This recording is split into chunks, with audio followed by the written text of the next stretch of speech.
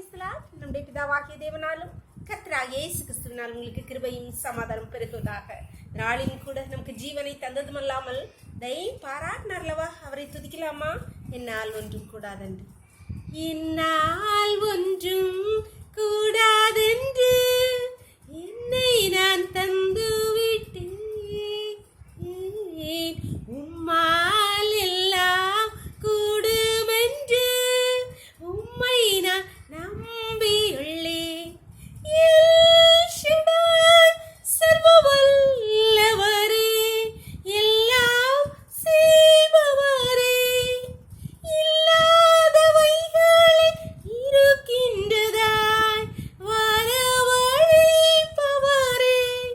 ஆபிரகாமுக்கு செய்தவர் எனக்கும் செய்ய வல்லவர், ஆபிரகாமுக்கு செய்தவர் எனக்கும் செய்ய வல்லவர். என்னால் ஒன்றும் கூடாதென்று என்னை நான் தந்து விட்டேன்,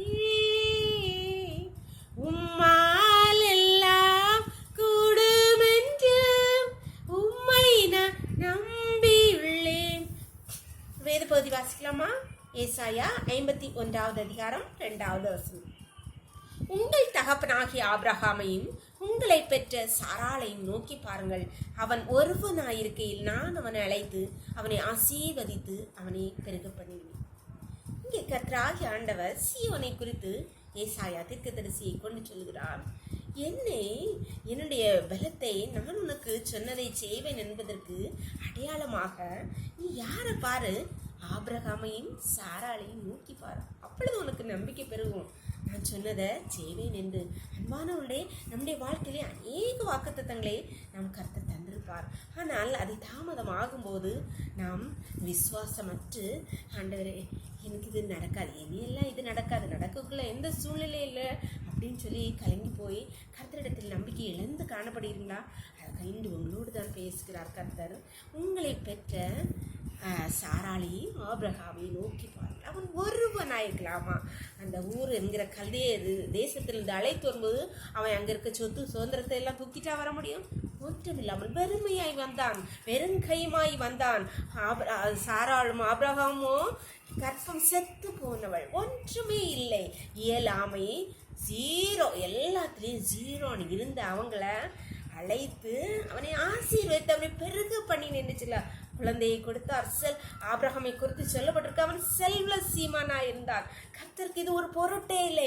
உங்கள் நம்பிக்கை தான், உங்கள் விசுவாசம் தான் உலகத்தை ஜெயிக்கிற ஜெயம். விசுவாசத்தை விட்டு விடாருங்கள். நீங்க ஆபிரகாமையை நினைத்துக் கொள்ளுங்கள், சாராளை நினைத்துக் கொள்ளுங்கள். கர்த்தர் எனக்கும் செய்வார் என்ற நம்பிக்கையோடு கர்த்தருக்கு ஜெபம் பண்ணலாமா? எங்களை நேசிக்கிறீங்களா அன்பின் தகப்பனே? தர்மையான நாளுக்கு கூட நன்றியப்பா. நாளின் காலம் முதல் எம்மட்டுமா இந்த தயவுள்ள கரம் உங்க கிருபங்களை தாங்குதேப்பா. நன்றி நன்றியப்பா. இப்பொழுது மடியாளோடு இணைந்திருக்கிற ஒவ்வொரு பிள்ளைகளையும் அப்பா முன்னே கருத்துல தெரியுமப்பா.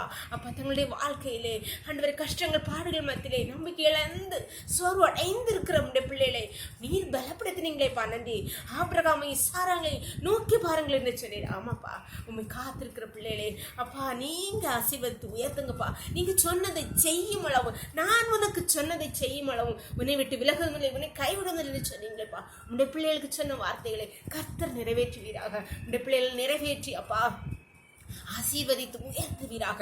உடைய பலத்த கரத்துக்களை ஒவ்வொருவரையும் தாழ்த்தி தருகிறோம். தெருவுக்களை மூடி மறைச்சுக்கோங்கப்பா. சகல துதியும் கனமும் வளமையும் பலன் ஞானமும் எங்கள் தெய்வாதி தேவன் ஒருவருக்கே செலுத்துகிறோம். இயேசுவின் மூல ஜெபங்கள் அல்ல தந்தையே.